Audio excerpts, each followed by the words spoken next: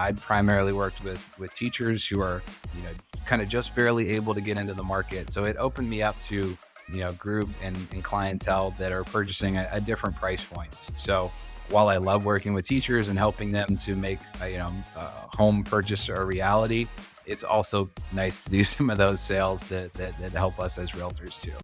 This is The Agent Goldmine, where you'll find real talk, shit talk, and ambition. We're here to build real businesses and be more than your average agent. We want to know what the killers are actually doing within their businesses, the reality of it. All tactical, no fluff. So we're here to find out.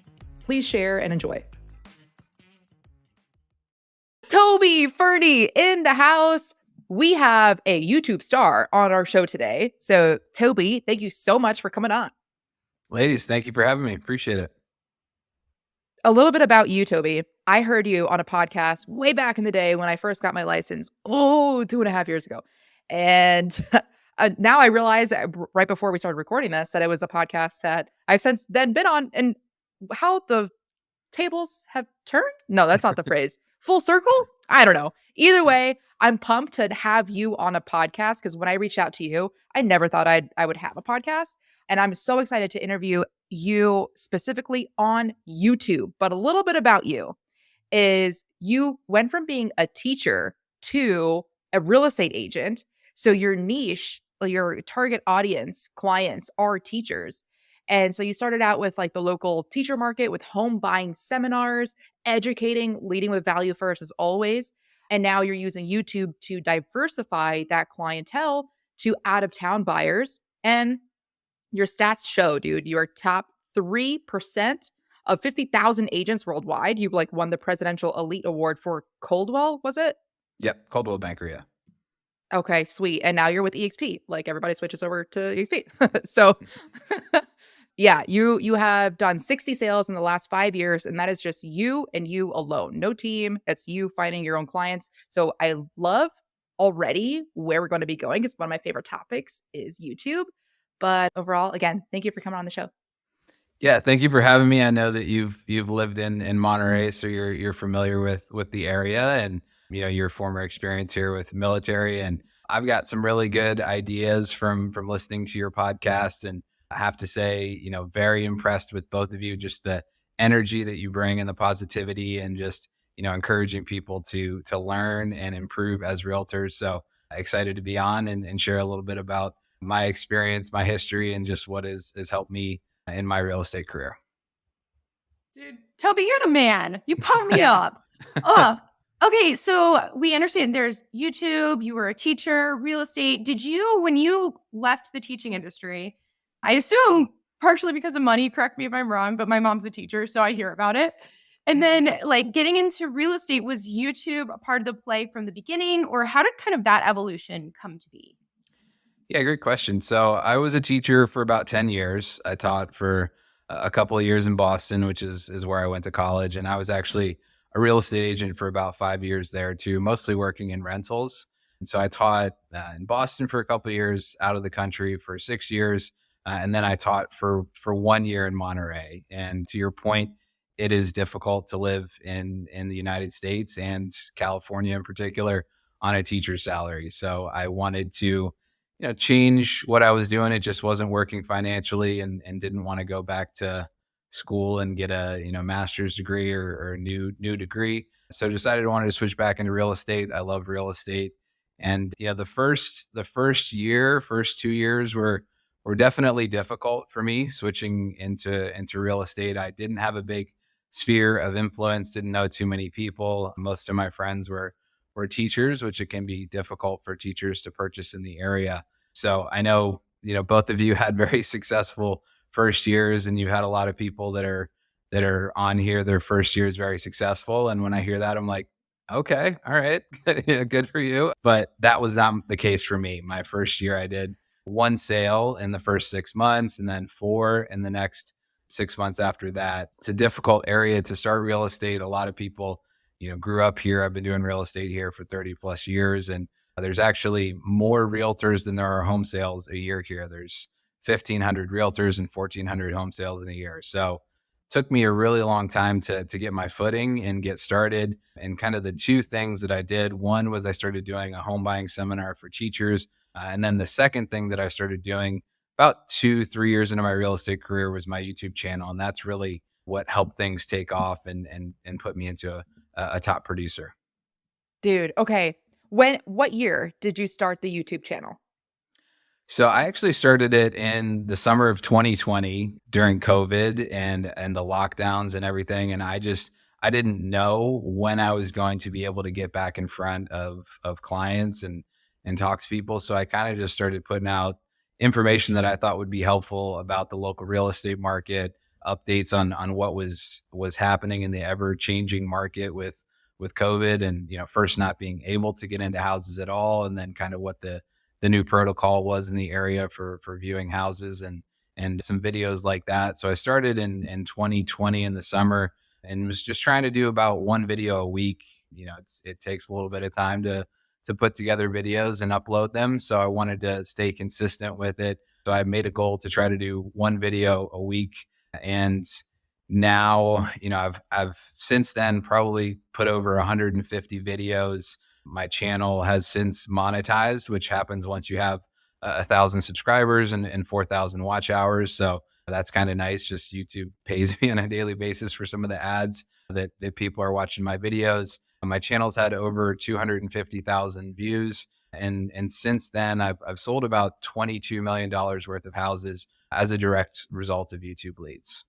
That's super interesting. So you were doing these home buying seminars. First of all, that's awesome. Congratulations on being monetized and for the Thank sales you. off of it. I Thank just you. go right to the chapter. You know what I mean? Okay, so you were doing home buying seminars, and then it sounds like because you couldn't do those anymore due to COVID, that's why YouTube came into play. Thank you for listening. Out of respect for your time, we want to make this show as valuable as possible for you. So if you have any feedback on how we can improve, please let us know. DM us at Allie the Agent and The Shelby Show. Yeah, when I first started real estate, I really, I started because I felt like as a teacher, I couldn't afford to buy in the area, and it was frustrating for me. It was one of the reasons that I stopped teaching. I really enjoyed my time teaching, but it just didn't make sense financially, and home ownership was always a goal that I had. So I started doing seminars with a lending partner of mine.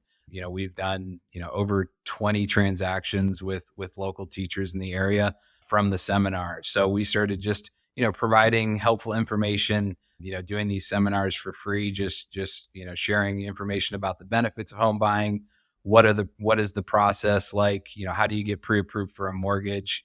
It was wild, the number of people that we met with who never had been pre-approved, or just even didn't think that it was a possibility for them as a teacher purchasing in one of the most expensive counties in California. So I started doing that seminar just as a way to kind of keep with my teaching roots, sharing additional information. And then it was going well for a while, and then with the changing market and everything being shut down and not being able to do those seminars anymore, I kind of decided to start moving to a little bit more of a wider reach. And YouTube is by far the best way to do that. I've had clients who have bought from Japan, the Middle East, the South, Midwest, East Coast, all over California. So it's kind of one of those ways to get in front of additional clients.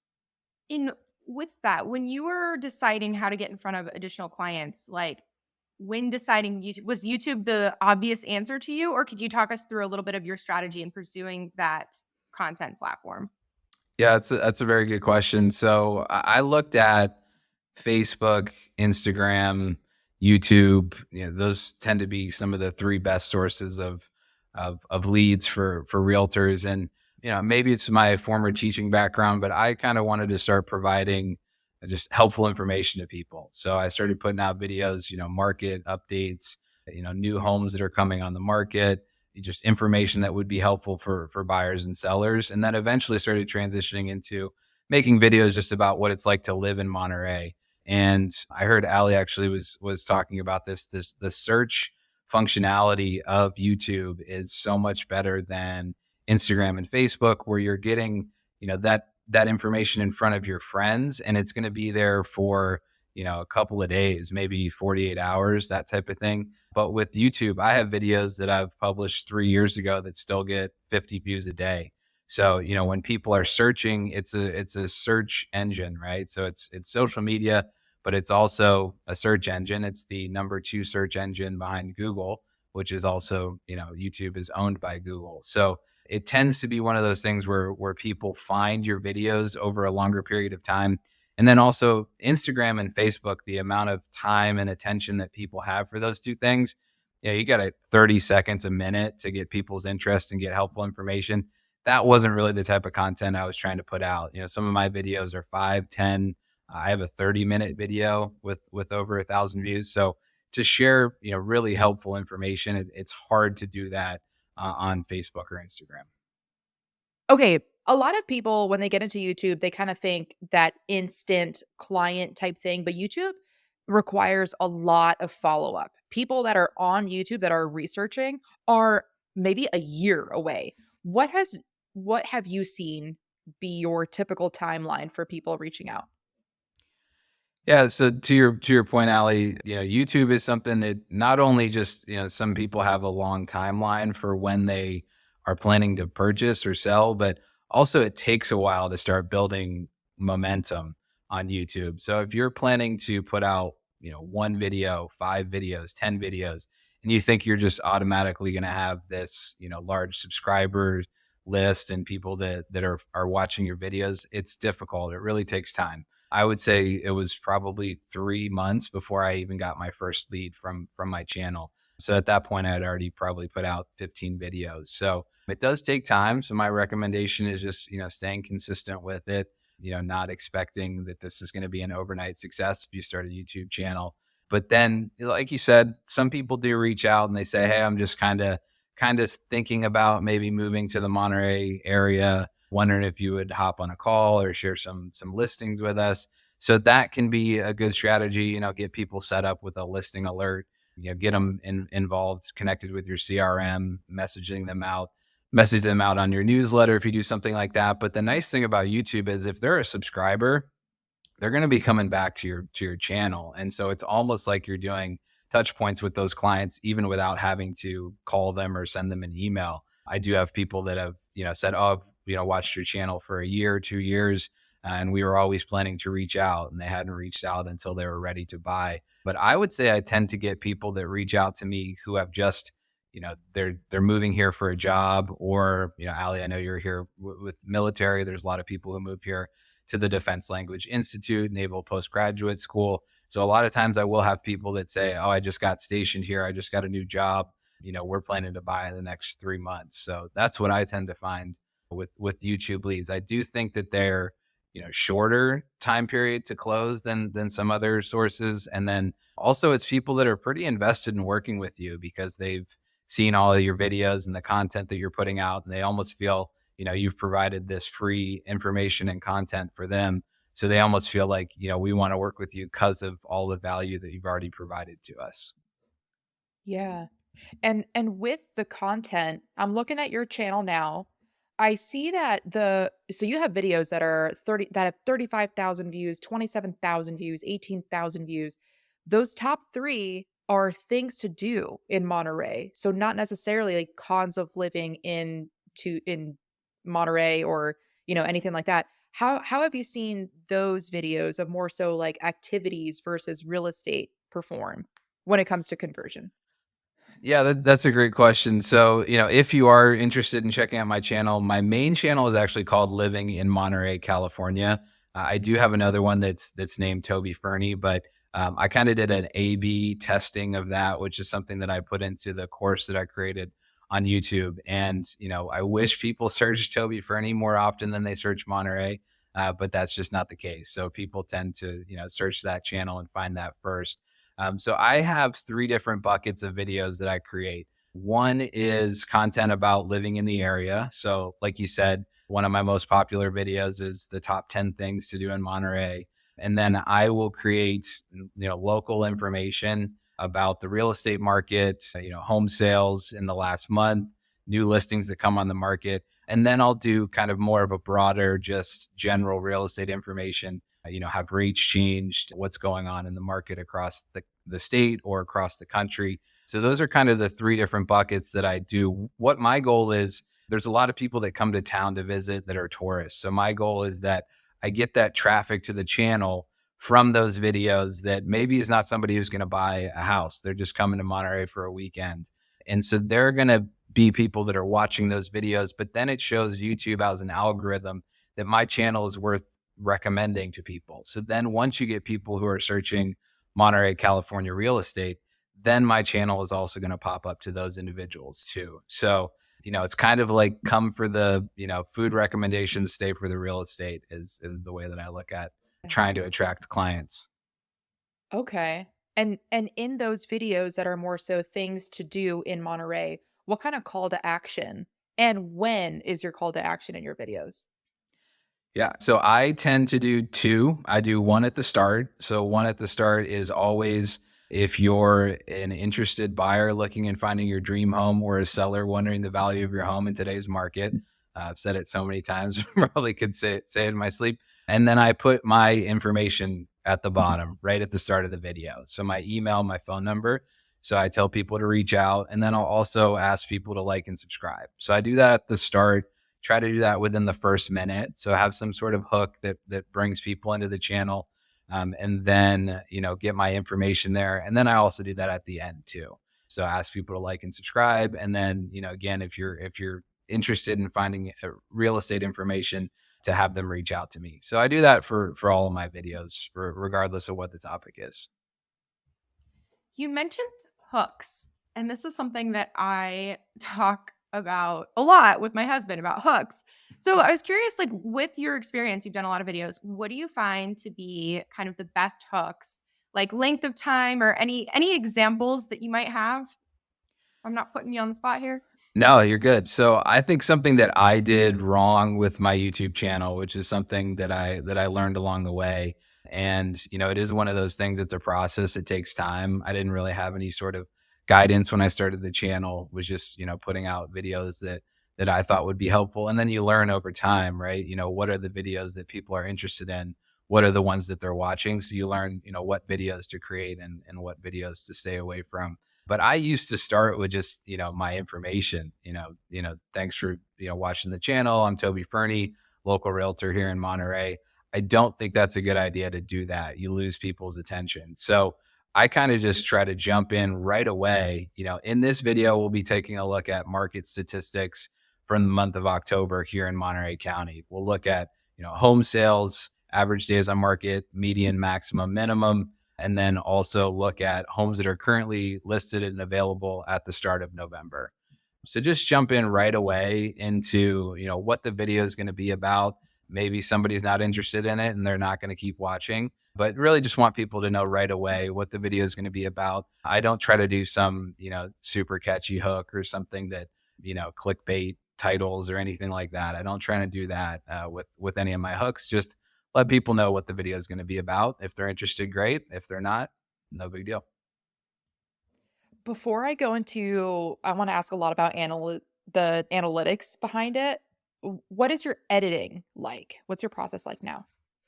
Yeah, so editing is one of those topics that, that is the most time consuming thing about editing, about making videos, editing and uploading. So something that I have kind of gone back and forth on, gone on a bunch of different, YouTube wormholes about, just rabbit holes, figuring all these different things out about YouTube.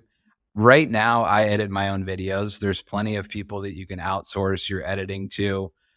Fiverr is something that you can use, editors for. They might charge $50, $100 for a video, or I'm sure there's tons of local editors in your market, or even I'll get emails from people that are overseas looking to edit your videos.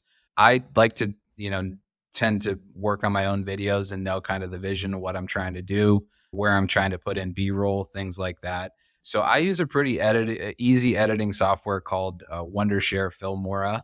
I think it was maybe $99 for a lifetime subscription. And I do not have an editing background at all. And it just took me a little bit of time to figure it out. It's kind of cut and, drag, move things around. You can put in music, you can put in, words, titles, things like that, photos, other videos over for B-roll. So it just took a little bit of time. And I know I've mentioned a couple of times just the YouTube course that I created, but one of the 5 modules that I have on there is just all about editing. So how to edit your videos using Wondershare, Filmora. There's a lot of different editing programs out there. If you have a Mac, you can use iMovie, Premiere Pro, DaVinci, Resolve. Those are all, pretty popular editing softwares. Dang, I was not expecting that answer to you. You are still editing your video. That's crazy. That's great that you have like such a system down, even without an editing background. Cause I thought for sure I would not be able to. That's wow. Okay. I was not expecting that's so cool. Yeah. So I kind of look at my, making of the video, just try and do one a week, right? If I was trying to do, Yeah. 2, 3, 4, 5 videos, it would be really overwhelming and I don't have time for it. And sometimes when things are busy, if I have multiple listings or a lot of different buyers that I'm working with, it might be hard. And I might put a video out every other week or, once every 3 weeks. But I tend to come up with an idea and a script. Let's call it on Monday. I'll come up with an idea and a script that might take me 30 minutes.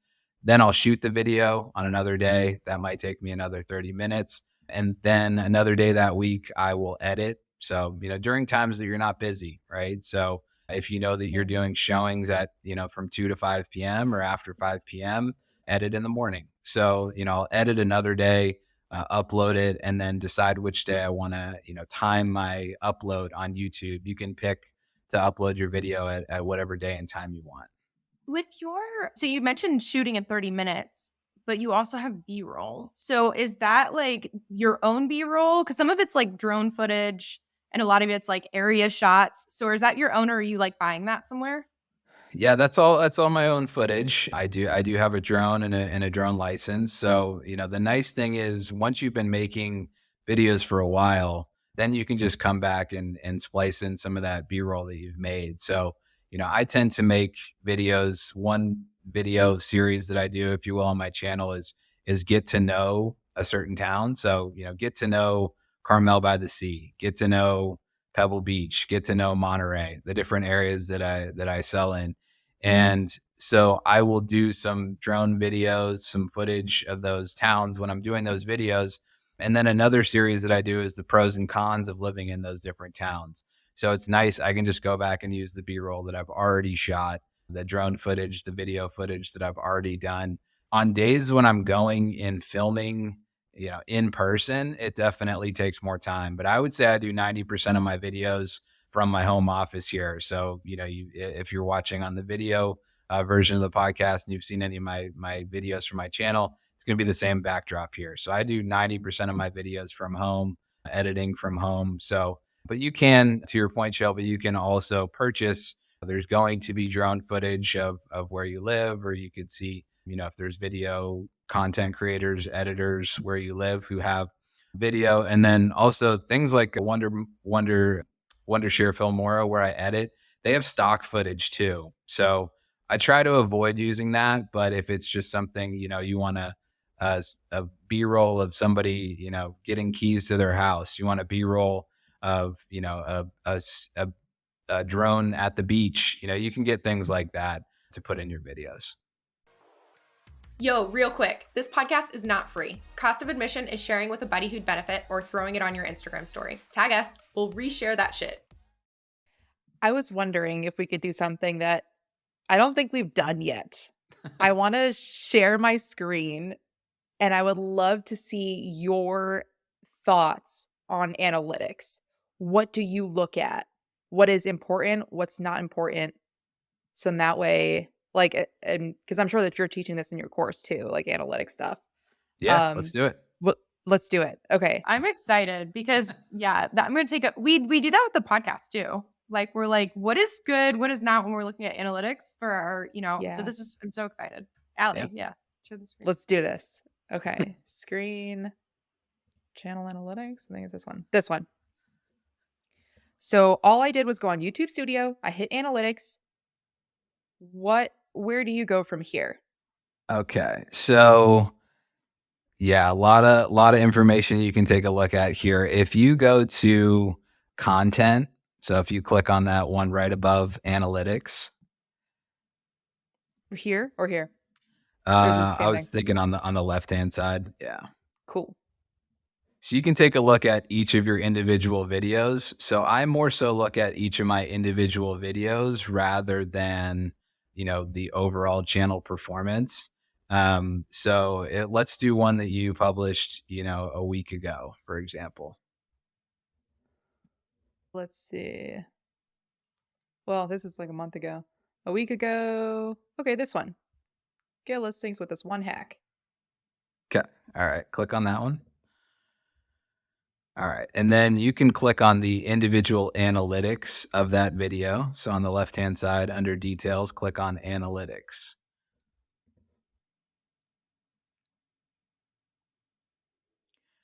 Great. Okay. So you can see the number of views that you got, the amount of watch time, and then it will tell you, a percentage more of what you got in comparison to your other videos.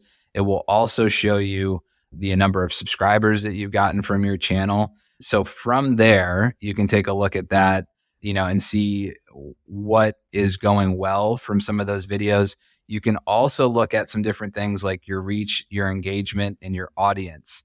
So that can sometimes be helpful. So engagement will show you how long did people stick around with your video for.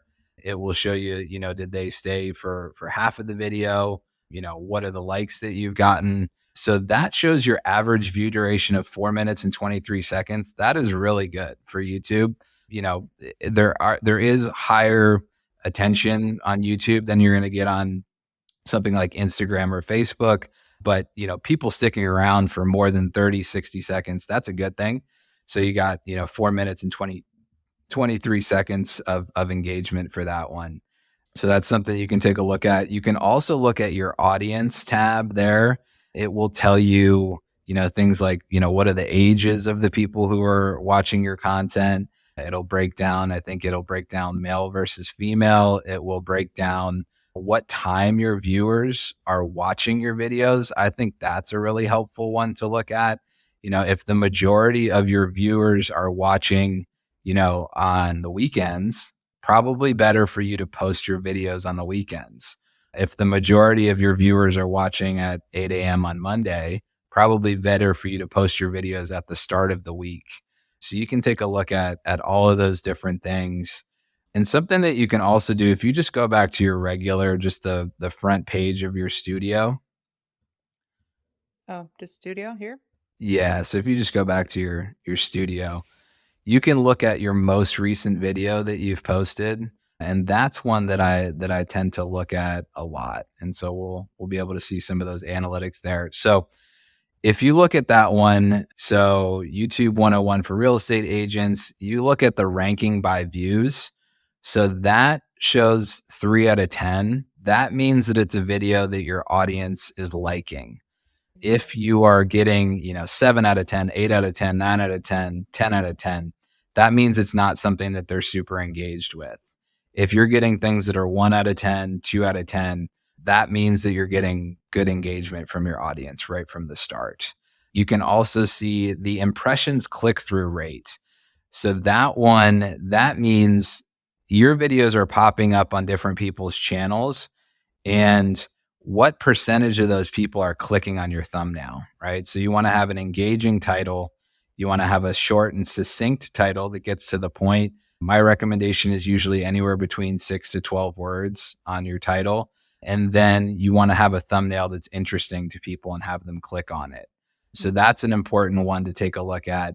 An impressions click-through rate of 5%, for example, is great. So you might look at that and say, oh, I'm only getting 5% of people clicking on my video. That's pretty good. So, if you had a 5% impressions click-through rate, that's great.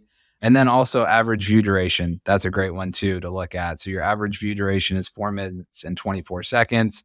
I don't know how long the video was, but that sounds like a pretty good length of time that people are watching. Oh, sweet. Okay. What else? Like, I have been putzing around in this analytic tab, and you can go down the rabbit hole of this thing. Yeah. Like, especially if you click see more, and that's like within the last 28 days. But okay, I want to talk about traffic source.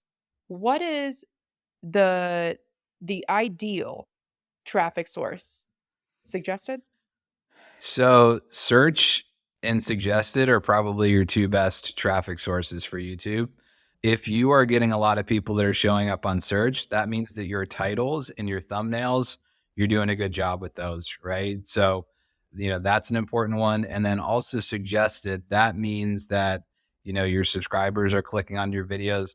The interesting thing about the YouTube algorithm, just because somebody is one of your subscribers doesn't mean it's going to pop up as one of your suggested videos. Because if you have a subscriber, that's why it's not always great to ask friends and family to subscribe to your channel, because if they're not really interested in what's going on in, the Arizona market or, wherever you're practicing real estate, and they just go, "Oh, cool, Ali posted another video. I'm not going to watch it right now." Right? Then that means that they're probably not going to get suggested those videos down the road. So your hope is that your subscribers are people who subscribed by choice. They're interested in that type of content, because your goal is to have people interested in clicking on those videos once they get suggested on their YouTube feed. Okay, so how you typically look at analytics for your channel is you go individual, like video by video. Yep, I Okay. usually do video by video. My overall channel has about 250,000 views. I get about 500 views a day on my channel. So I tend to look at, time and effort versus return, right? So I can't think of a single thing that I could do which would get me in front of 500 potential, clients or interested people on a daily basis. I don't know how many doors you'd have to knock, how many flyers you'd have to pass out, how many community events you'd have to do to get in front of those number of people. Not to say that those things are not good sources and potential ways that you could meet clients, but I tend to look at, what sort of is the juice worth the squeeze, right? So, that was really, and the big thing for me with YouTube was that it was getting me in front of another group audience that probably wouldn't have thought to work with me without it. My average price point that I was working with back when I was working with teachers was kind of right around the $500,000 to $600,000 price range. I know if you're a realtor practicing in some different parts of the country, you're like, wow, that's a really high price point. The average home sale in Monterey during that time period was over $1 million. So I was doing about half of the average sale. And since then, I've had people, one client that I had, he ended up purchasing a $2.5 million house last year. I think it was September 29th. I closed 3 transactions on that day, all YouTube leads that were over $2 million worth of sales. And that was both of those, that day and that sale that I had was more than I did in my first year of real estate. So, it was kind of opened me up to, I'd primarily worked with teachers who are, kind of just barely able to get into the market. So it opened me up to, group and clientele that are purchasing at different price points. So while I love working with teachers and helping them to make a home purchase a reality, it's also nice to do some of those sales that help us as realtors too. Yeah. And now you're monetized. Dude, that's a whole I don't think we've ever interviewed anybody that's been or we definitely haven't spoken about About monetization. it. Yeah. I think Yeah. Sam and Will both are, but we didn't Yeah. ask them. So Right. I am curious, like, what is that? Is that weird to ask? What does that look like? Is it like three pennies? Is it $3? Is it $300? Yeah, it's Either way, it's a win. right. Yeah, it's not life-changing money at the moment, that's for sure. But it took a while to get there. And then it's kind of like a slow, steady increase. So, the first month it might have been $25, and then the second month it might have been 50. I average about $100 in AdSense money from my YouTube channel on a monthly basis. So I can't complain. I'll definitely take it, So and it's usually kind of just something that I invest back into the channel, invest back into different forms of marketing. So I think in order for somebody to make YouTube, a living just out of their YouTube channel, you probably have to be at, hundreds of thousands of subscribers and getting kind of the number of views that I get maybe throughout the year on, over a couple of days. So And then I think there's some other opportunities that you can get from YouTube in terms of like partnerships with, ad companies and different things, whatever niche that you're in. But I don't usually think that happens for some of the smaller channels. But the thing that I found, Monterey is a really, really small area. It's a small market. 30,000 people live here. So if you're in one of these bigger markets, let's call it Seattle, Washington, Austin, Texas, San Francisco, New York, Chicago, any of those places where you have millions of people. If, I heard another realtor who's in Orlando who said that there were 1,500 home sales a week in Orlando. There are 1,500 home sales a year in Monterey. So if you're in some of these bigger markets, I don't think it's out of the question to, if you're consistent on your YouTube channel, providing good content, I don't think it's out of the question to get, thousands, tens of thousands of subscribers on your channel. Wow. I mean, 100 a month is amazing because that's what people will spend sometimes years looking for like an off-market rental property to maybe get $100 a month in cash flow, and like now you don't have to deal with toilets, tenants, any of that. You just keep on creating. Does Yeah. monetization ever go down? Like, or does it only ever go up? For sure, it goes down. It's month to Oh, month. okay. I had a couple of really busy months where I wasn't able to post content as frequently. I think I did one video that month.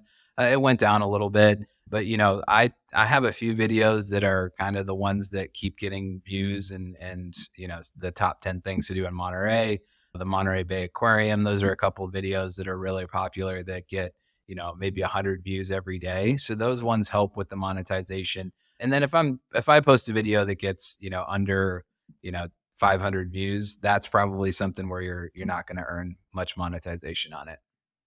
But, I used to be paying Zillow. I used to be paying other, marketing sources to just, be on their website and hopefully get some leads that come in. Whereas now, with YouTube, you're marketing, you're getting, the main benefit of YouTube is the clients that you'll get. It's just a side benefit that now I have a marketing source that's also paying me for some of the AdSense that they get. I want to ask more questions about monetization, but I don't even know what to ask. Like I don't even know what I don't know. What else is there to the game that is monetization?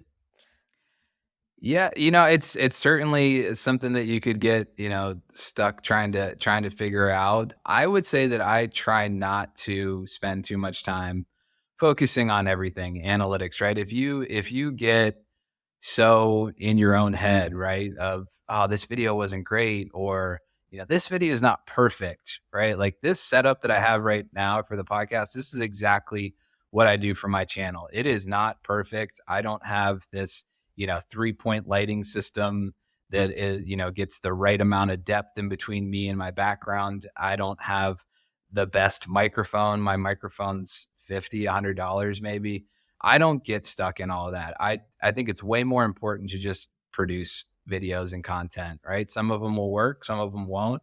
I spend far less than an hour a week looking at analytics and trying to figure stuff out. I just look at, what can I put out there that's going to be beneficial to a listener, a viewer, somebody that's interested in learning about Monterey. And if they want to work with me, great. If they don't, not, there's a realtor for every client.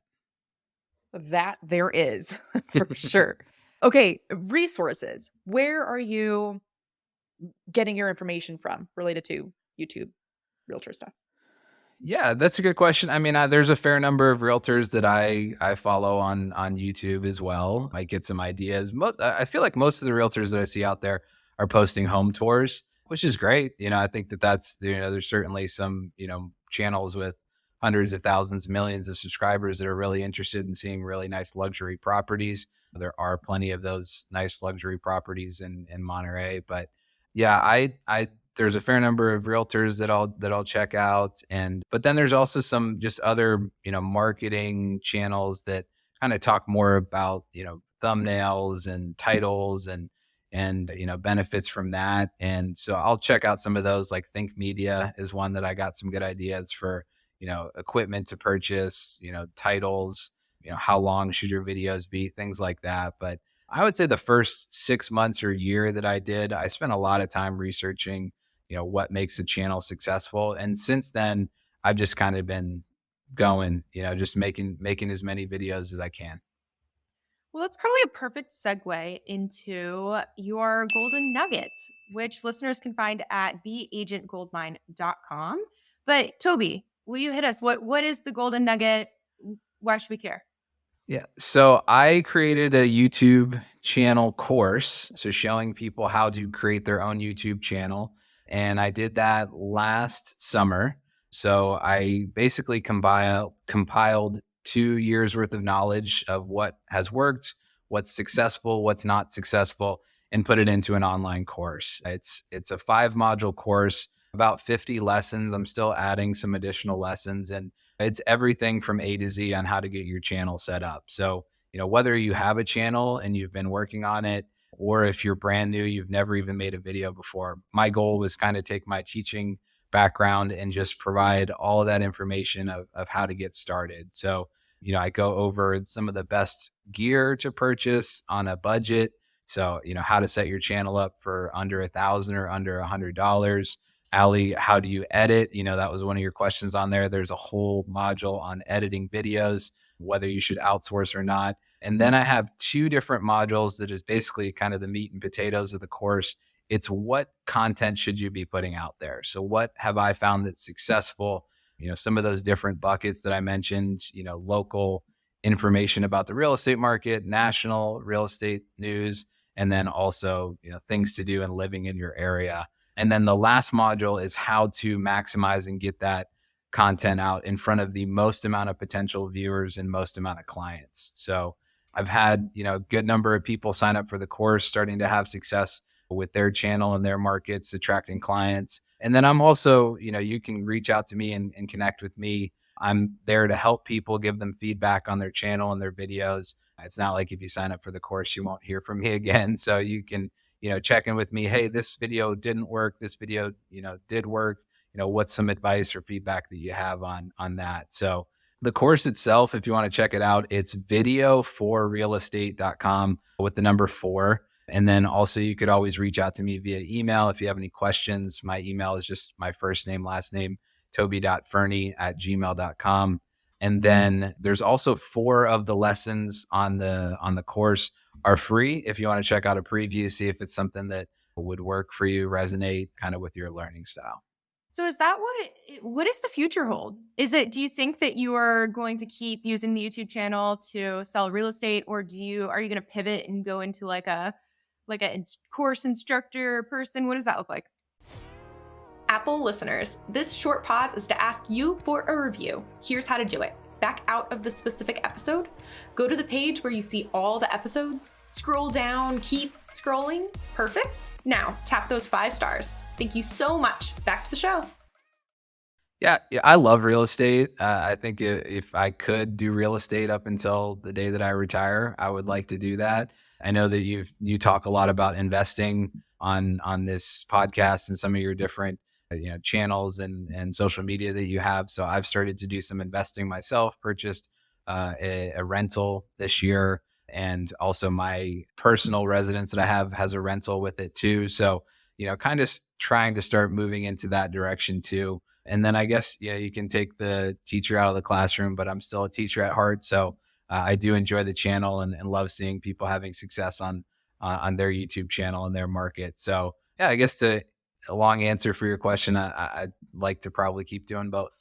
Okay, well, now we are running into our wrap-up question. So, Toby, question number 1, what is your favorite app or tool? Just anything real estate related? It can be anything. This can be life, business, whether it's like maybe habit tracker or, my fitness pal, but it can also be like TubeBuddy, whatever speaks to you, Toby. Yeah, I'm not a huge app guy. Maybe I'm a little more old school, but I have used TubeBuddy. That can definitely be helpful. Canva is one that I use a lot. That's a website for making my thumbnails. You can set up a free channel or a free account on Canva, and I actually have a tutorial on that on the Video for Real Estate course. But yeah, I'd say probably those are two that I use for apps and websites. What events are you going to in 2024? Where can people see you? Ooh, in 2024, that's good. I did see you had a lot of fun this year at EXPCon, so I might try to check out EXPCon next year. I don't know. Yeah, I don't have anything on the books yet for next year. I think I would just like to take a vacation is what I'd like to do Mm, next year. So, I hear you. yeah, it's usually when you want to get busy is when you take a vacation. So, yeah, hopefully both of those, EXPCon and then maybe taking a more than 1 week vacation next year would be great. Nice. And besides sending you all the referrals to Monterey, California, how else can we or listeners help you in your business? Yeah, well, Anything you're stuck on or anything we can help with? yeah, that's a great question. I think one that I could use to, level up on is CRM. I don't use a CRM that I feel great about. So if either of you have a CRM that you like, I'd love to hear about that. And then I'd love for people to just connect with me on, YouTube. You can check me out living in Monterey, California. That's actually what all of my Facebook, my Instagram, both are living in Monterey, California. On LinkedIn, you can check me out, Toby Fernie. So yeah, it'd be great to just connect and love sharing referrals with people in different markets. I know Ali has shared some clients that are potentially moving to the Monterey area, so that's always greatly appreciated to help our clients out in different areas. Is there anything else that you want to tell the audience before we wrap up? No, I think we have kind of talked a lot about most of the things that I had in my mind on. Yeah. Yeah. This has been awesome. I'm really glad that we were able to just do a deep dive and dude, you're monetized. Congratulations. I want to Thank have you. you back on the podcast once you're like, you know what? I'm over real estate. I'm just a YouTuber now. Yeah, well, Dude, I'll keep checking out your YouTube channel, and if I have, not that I'm the one expert in this field, I definitely, if I have any ideas, I'll keep sending them your way. yeah, thank you so much. Yeah, Toby, Yeah, you are always such a big help, and I will always continue sending you referrals to Monterey, California, DLI. thank you. So thank you Thank you. for Yeah, jumping on our podcast. For the audience, in case you forgot it, we have the Golden Nugget on theagentgoldmine.com. You can also head to his course. The link to his course is video for the number 4 realestate.com. We are Allie the Agent, living in Monterey, California, and the Shelby Show. Follow us all on the gram. And that's it for today. Be a bro and share this show. thanks for having me. Appreciate it. Thanks so much for listening, dude. If you want the golden nugget that this guest provided, see the show notes or just go straight to theagentgoldmine.com. That's where we keep all our resources for you. Till next time.